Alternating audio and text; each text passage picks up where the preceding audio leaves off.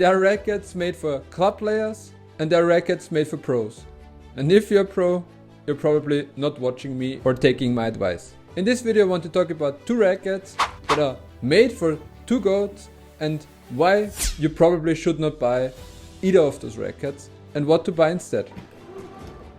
Let's begin with the more playable option, and yes, I am using the 11 in this video. I wanted to test and see how Roger is feeling it on the court. So spec wise it comes with a 97-inch head size, a 16x19 string pattern, a weight of 340 unstrung and a high 68 AR flex rating. Also a very manageable swing weight of 335. So very controlled racket. Now let's talk about how it played on the court.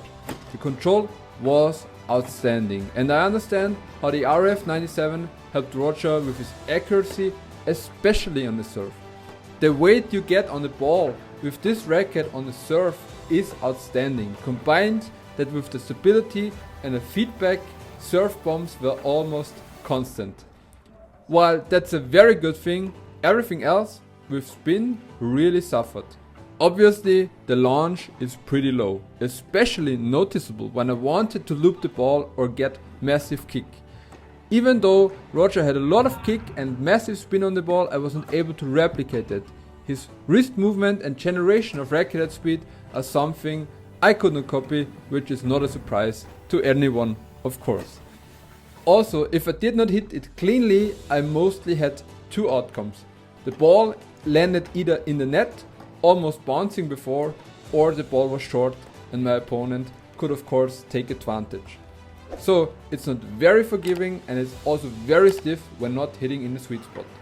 I can understand why he had so many problems with rougher spin on his backhand now. This was probably a hint for the next racket we will talk about, so stay tuned. Now, which brings me to comfort. This racket is made for tennis elbow. Stringing it with a soft string is essential. The heftiness and high stiffness can make it problematic for future injuries. It's definitely a fun racket to use, but I would still only recommend this racket for anyone who is in the top 1% of tennis players in the entire world. Aspiring pros, and of course the maestro himself, only Mr. Roger Federer. At the end of the day, this racket is made for him. If you want to have a similar experience and a playable racket, I would recommend the regular Pro Taf-97, which is very similar but not as demanding. But if you want even a little bit less demanding racket, you could use something like the Blade 98, which is softer and easier on the arm.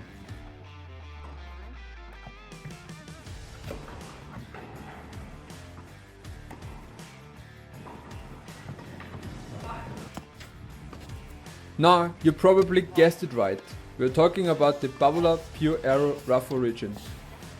The racket, in my opinion, is way more problematic than the RF97 and only rougher and pros should really play with it. Towards the end, I will suggest a few rackets you could use instead. So first things first, the specs. 317 gram unstrung, 16x19 string pattern, 100-inch head size, a 23 mm beam and a mind-blowing 371 swing weight. Combine that with an unwavering 70 RA flex. This racket is a beast with all the weight in the head. This is made for power and spin.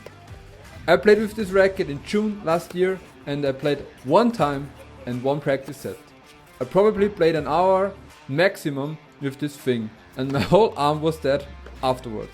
Even though I came from a head gravity pro, which is very demanding, I wasn't able to handle this racket properly. Probably you will get used to it after a while, but I simply cannot recommend it to anyone below the Pro Tour level.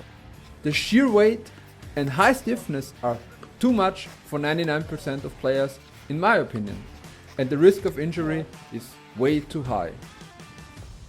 The shock absorption helps a little bit, but other than that, the racket is made for rougher and rougher only. In my opinion, only the god of clay should play with this beast. For us humans, it would be better, in my opinion, to just use the Pure Aero rougher without the origin, probably the Pure Aero 100, and add a bit of weight. I also think that the Aero 98 could be a fine racket to play with if you want a similar outcome. So that's all I have to say. If you enjoyed the video, like it or even leave a sub, and if you have more time, check out this video next.